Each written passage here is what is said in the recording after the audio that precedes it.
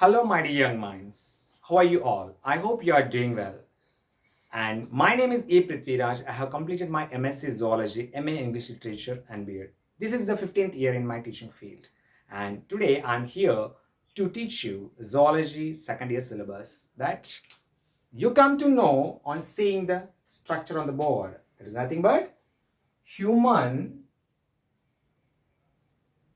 cardiovascular system.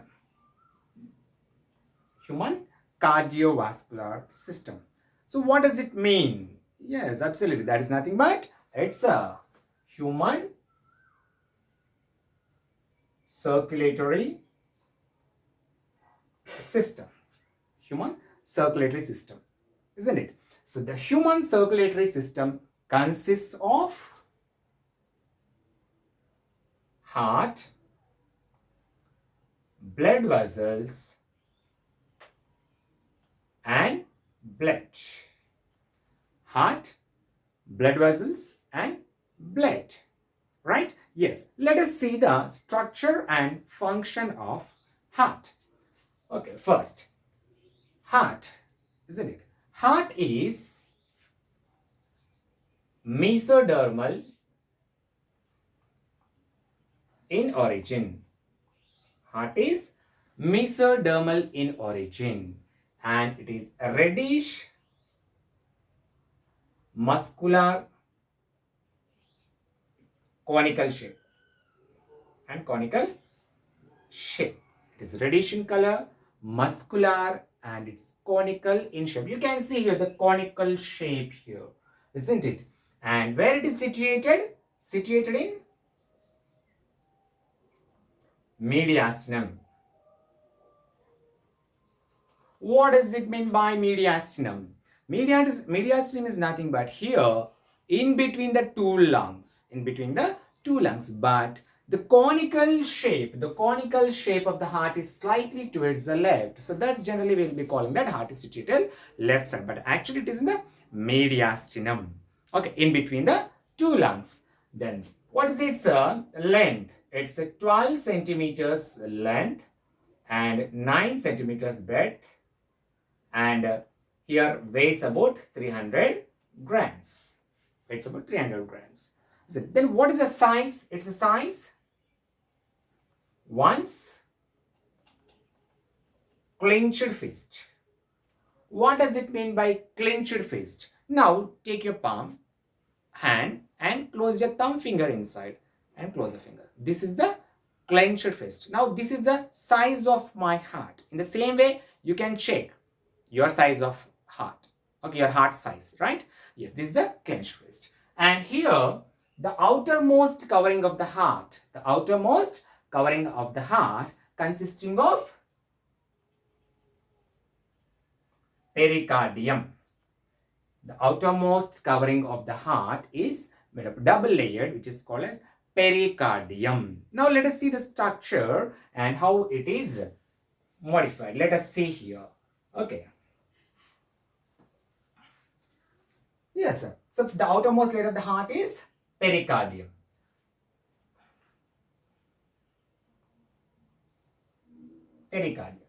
Pericardium is bilayer. Two layers are there. That is outer side, it is fibrous pericardium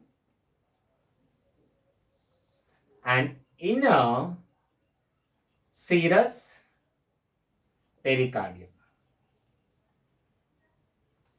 Inner serous pericardium. Okay. Now, the inner serous pericardium is again bilayered. Okay, double layer. One is the outside, it is called as parietal layer, and the inner it is visceral layer. The parietal layer is connected to the outer fibrous pericardium. And the visceral layer is connected to the muscles of heart, and that forms epicardium. Epicardium. Now, here between these two layers, we'll find a space. That space is called as pericardial space. Now, these pericardial space is filled with pericardial fluid. Pericardial fluid. Now, this fluid prevents the friction and allows the heart muscles to move freely for contraction and relaxation.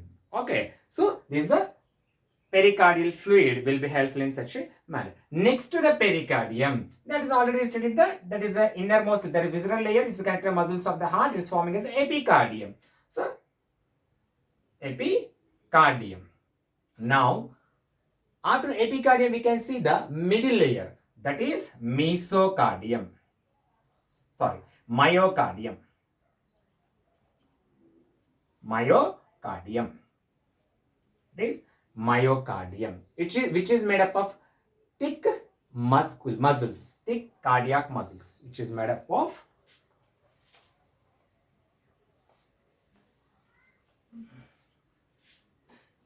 myocardium is made up of thick cardiac muscles. And innermost layer, it is made as endocardium. Made up of endothelial cells.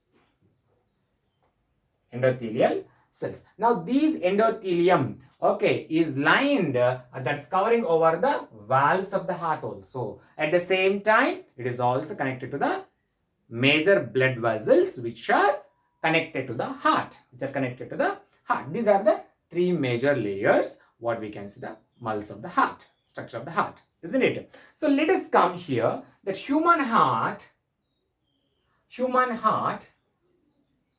is four-chambered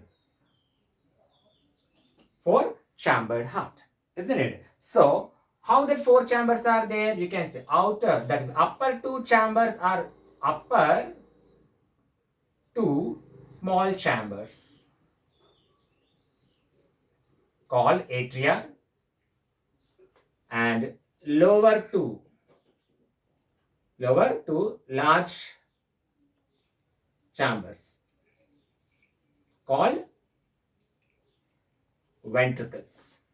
Okay, the upper two smaller chambers are called as atria, and the lower two larger chambers are called as ventricles. They are called as ventricles. Now you see, this is one chamber, this is one chamber, this is one chamber, this is one chamber.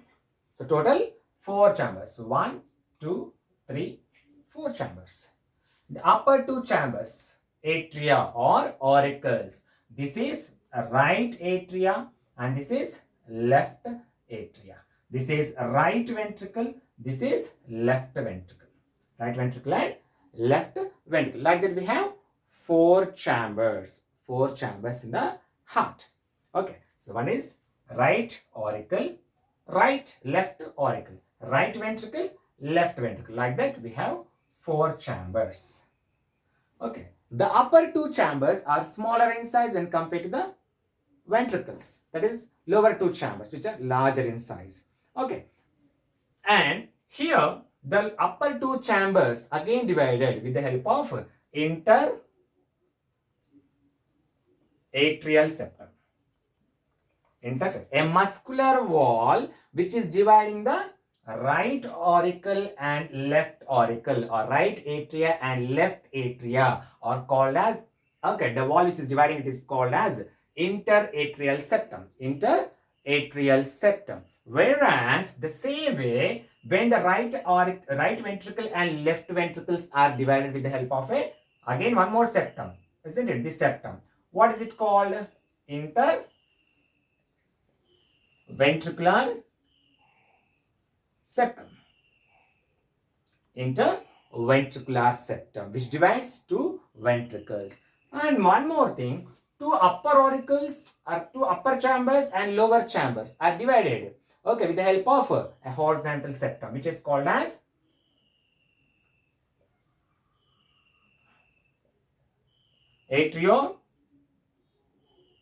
ventricular septum. Interatrioventricular septum. Interatrioventricular septum, which divides two upper auricles and lower ventricles. Okay, these are divided like that. Next to that, you can see here, to the right atria, on the upper side, you can see a tube or a duct connecting into the chamber. This is called as precaval vein. Precaval vein or superior vena cava. Superior vena cava. Okay. Next, what it will do? The precaval vein or the superior vena cava collects the deoxygenated blood into the right auricle. Okay, right auricle collects the deoxygenated blood into the right auricle. In the same way, you can see lower side, from the back side of the heart or the right ventricle, you can say a tube is raised here, isn't it? So it is opens into the right auricle itself, isn't it? This is called as post caval vein. Post caval vein or inferior vena cava. Inferior vena cava. Okay, this inferior vena cava collects the deoxygenated blood into the right ventricle from the lower parts of the body. From the lower parts of the body, the deoxygenated blood is collected by the postcaval vein or the inferior vena cava. That is also collected into the right atrium. Right?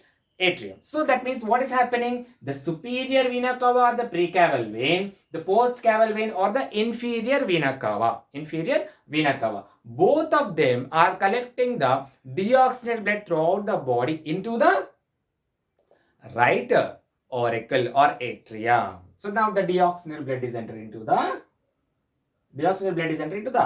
right atria. So like that it is collected there. Next you can see here. Okay. So next to that, what happens here? From the right auricle, okay, it is connected to the right ventricle. That is opened into the right ventricles through a valve. An opening called as tricuspid valve.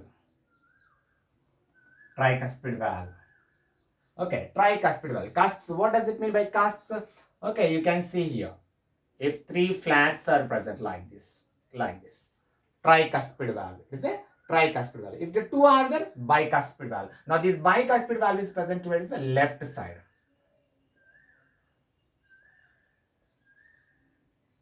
Bicuspid valve, tricuspid valve and bicuspid valve.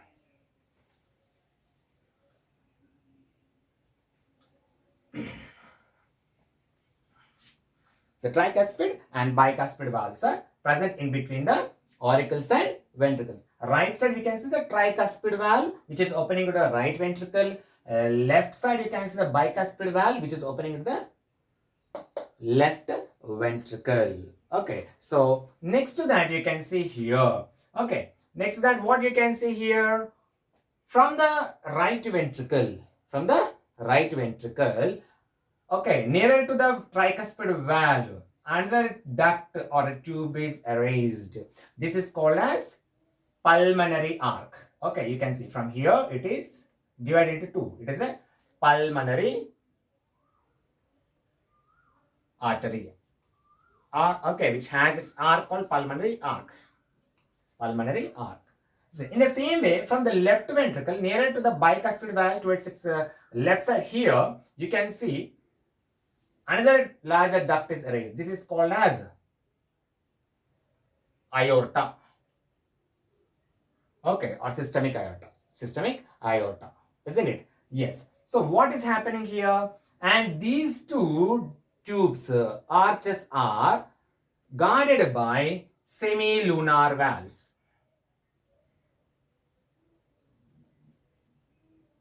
Semilunar valves. Okay, so like that, in between these two semilunar valves are present. Now the pulmonary artery carries the deoxygenated blood. towards the lungs. Towards the lungs for purification. Lungs for purification, isn't it? In the same way, here you can see from the lungs, the purified blood or the oxygenated blood is entering into the left auricle or atria through pulmonary vein. These are also branched from the two sides, left side as well as right side, isn't it? Don't get confused here. What is happening here? The ventricles.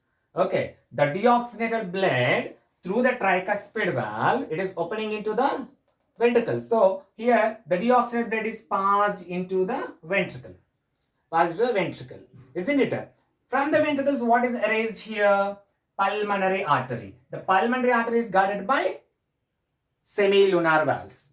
Pulmonary valve or semilunar valve, which is called as pulmonary valve, here we can take. Now this pulmonary artery is divided, that is, it is branched like this. It's a branch like this, so that it is going towards the right and left lung. Okay, which carries the deoxygenated blood to lungs for purification. In the same way, after the purification, the oxygenated blood through the pulmonary vein, is carried into the left atria. Okay. So now, from the left atria, an opening is present. I told you what is that? It is the bicuspid valve. It is also called as mitral valve. Bicuspid valve or mitral valve. So these bicuspid valve, okay, opened into the left ventricle. Okay, now the blood from the oxygenated blood from the left ventricle enters to the left auricle enters to the left ventricle. From where towards its left corner nearer to this bicuspid valve, here an aorta is raised, which is guarded by semilunar valves, that is systemic aorta. Understand? Systemic aorta. Isn't it? This systemic aorta takes the oxygenated blood and pumps it to the various parts of the body, various organs of the body. Understand? And the systemic aorta, you can see the three ducts here, you are able to see tubes. So what is that? This is brachiocephalic trunk. Brachiocephalic trunk. It is also called innominate artery. Clinical, it is called as innominate artery, which carries the oxygenated blood to the upper head and neck and upper body parts along with extremities. Extremities means even to the larger parts or the distant parts of the body. Second, you can see here, the other one is called as left common carotid artery. This is left common carotid artery. This is also carries the oxygenated blood to the upper body parts and lower body parts. And here it is left subclavian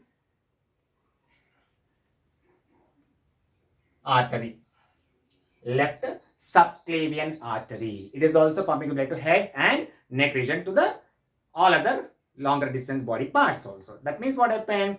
Through these arteries, the oxygenated blood is carried to the different parts of the body, where it reaches the capillaries, where the exchange again takes place here. The deoxygenated blood from the capillaries enters to the venules. From the venules, it is going to the minor veins to major veins to the superior and inferior vena cavas. Again, it is entering into the right auricle. From the right auricle to right ventricle to pulmonary artery. From pulmonary artery to the lungs for purification. From the lungs, the purified blood is entering into through the pulmonary vein, enters into the left auricle. From the left auricle to the left ventricle. From the left ventricle, it is entering into the systemic aorta. From there again, it is entering into the body parts. So this is the entire circulation which is taking place in the heart, human heart, isn't it? So how this circulation is carried out now? Suppose now we studied this here, valves. How the valves are functioned here. See, the endocardium. Isn't it? The endocardium, internally it has ridges. The muscular ridges like this. Isn't it? These muscular ridges are called as columnae carneae. Columnae carneae. Okay, the muscular ridges are called as columnae carneae. Some of these muscular ridges are protruded like a cone-shaped muscles. Isn't it? Cone-shaped muscles like this. Cone-shaped muscles. These cone-shaped muscles are called as papillary muscles. Papillary muscles. Understand? To which what are attached? Chordae tendinae. Okay. Chordae tendinae. What does it mean by chordae tendinae? These are also called as heart strings. Heart strings which are connected to the valves, bicuspid valves as well as tricuspid valves. Now the strings are connected here. So when the beating of the heart is taking place, then these muscles will be beating. So it will be pulling down and releasing. That means contraction, relaxation, contraction, relaxation, contraction, relaxation. Because of this, what will happen here? Opening and closing of valves will be taking place. Opening and closing of valves will be taking place. As this opening and closing of valves will be taking place, blood flow is possible from auricles to ventricles. Auricles to ventricles. Isn't it? So here the internal flow will be taking place in such a way. Then how this pulsation is started? How this is happening? Isn't it? So how the heart is beating? How the heart is beating? Isn't it? It itself it is beating. Yes, and it's continuously beating. Right? Yes. How this is possible? This is because of the under tissue called as nodal tissue. Isn't it? Nodal tissue. What does it mean by nodal tissues? Two tissues are there. Two nodal tissues are there. One is sinoatrial node and the second one is atrioventricular node. Atrioventricular node. Sinoatrial node and atrioventricular node, auriculoventricular node also we can say. So what happened? This sinoatrial node consisting of cardiomyocyte cells. Cardiomyocyte cells which has the ability to develop action potential. Action potential. That means it generates the generation of impulse. Okay, generation of impulse will be taking place. That's why they are called as pacemakers. Pacemaker cells. They are called as pacemakers. Then where it is situated? You can see here. Isn't it? Now this is the superior vena cava where it is opened here into the right auricle towards its side, that is left side corner here in the muzzle of the heart, atrial muzzle of the heart. Here we can see the sinoatrial node. Sinoatrial node. Okay, which consists of chondromyocyte cells. And towards its opposite direction, where the tricuspid valve is opened into the right ventricle, towards its right side here, you can see in the muscles, we can see here as AV node. Okay, atrioventricular node. Atrioventricular node. So now whatever the action potential which is generated by the SA node, it is transferred to the AV node, isn't it? And it consists of AV node is connected towards the ventricular muscles, walls of the ventricles with the help of bundles of His. Cells called bundles of His. Okay, bundles of His. And these bundles of Hill cells are branched and prolonged into the total ventricular muscles, distributed throughout the ventricular muscles. These are called as Purkinje cells or fibers. Purkinje cells or fibers. Now, whatever the action potential is generated, that is relayed by the AV node. Relayed by the AV node. That's why AV node is called as relay point. Relay point. And it distributes these signals to the walls of the ventricles through the bundles of His and Purkinje cells. So that what happened? The action potential is distributed throughout the ventricles, okay, or the muscles of the heart or the walls of the heart. Then automatically the heart starts pulsating. The heart starts pulsating. Understand, children? Because of this, we will say that human heart is myogenic heart. Human heart is called as myogenic heart. Myogenic heart. Because it has auto-excitability. What is it had? Auto-excitability. Now the question will be like that, so you will be asking the NEET. What is that? The auto-excitability is caused by the following. The auto-excitability is caused by the following cells. He will be giving you there. It will be the options. What is that? Either SA node, AV node, or ventricles, or Purkinje cells. Like that, he will be giving some options. So what is the answer here? SA node. Okay, auto-excitability takes place with the help of SA node.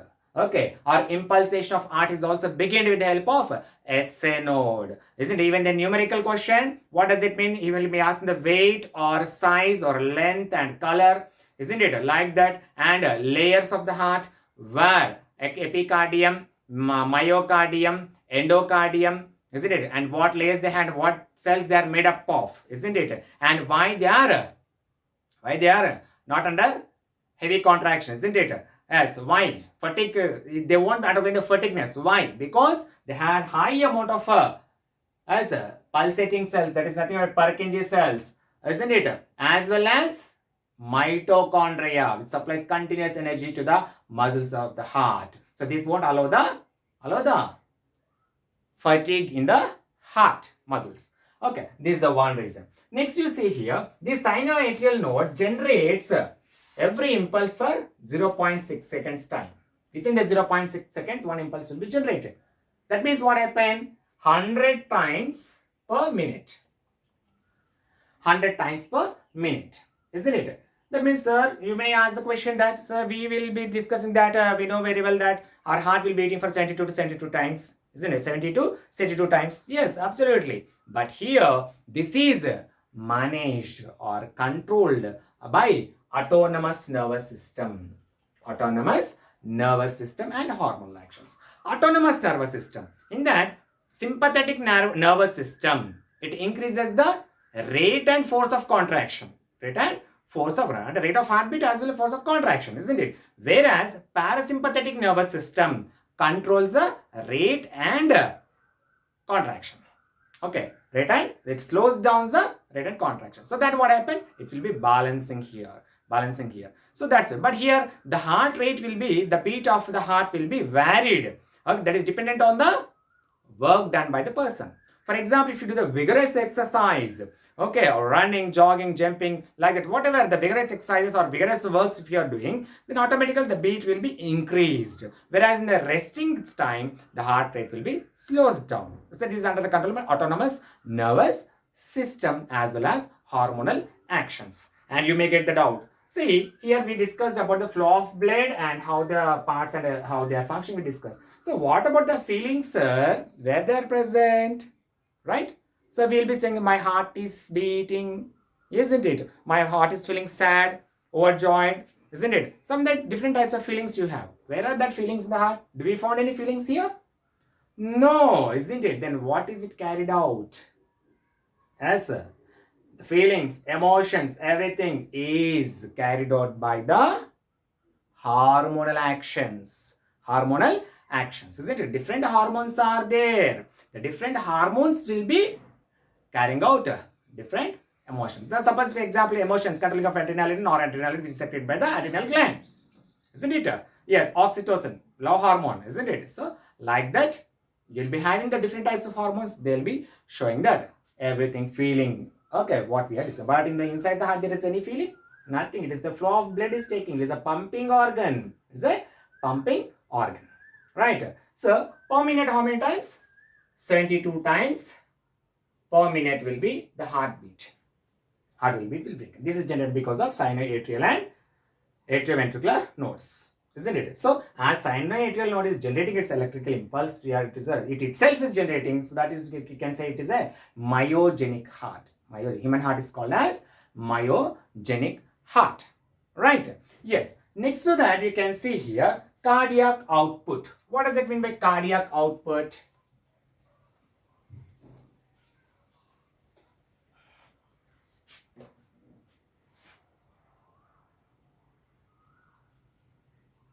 Cardiac output. What does it mean by cardiac output? Cardiac output is equal to stroke volume, okay, into number of heartbeats per minute. Number of heart beat per minute. Okay, number of heartbeat per minute. So, the stroke volume is that. What happened? Okay, for one stroke, how much of blood is pumped out of the ventricle? How much of blood is pumped out of the ventricle? That is called as stroke volume. That means it is approximately 70 ml per each stroke. 70 ml per each stroke. Now you see here, okay, how many times it will be beating? 72 times per minute. 72 times per minute. Now, totally you are depend 5040 ml of blood will be pumped per minute. Right? That is approximately 5 liters, not approximately, almost all 5 liters of blood will be pumped out of heart. This will be the cardiac output. This will be the cardiac output. Right, children? So, next to that, you can see here, sometimes what happens, if the sinoatrial node fails to function, automatically what will happen? Heartbeat will be slowed down. Heartbeat, that is called as heart failure. But you see, this is overtaken by the auriculoventricular node and Purkinje cells, isn't it? So, this will be generating. But the beating of the slowness of the heart, that is called as brady. Slow beating of the heart is called as bradycardia. Bradycardia, isn't it? Slow beating of the heart will be taking place, right? It's a bradycardia. Now you see, so when, here we can see the cardiac cycle, isn't it? Next to this, cardiac, the entire, now we studied about cardiac output also. Next we can see the cardiac cycle, isn't it? Cardiac cycle. How the cardiac cycle will be going on?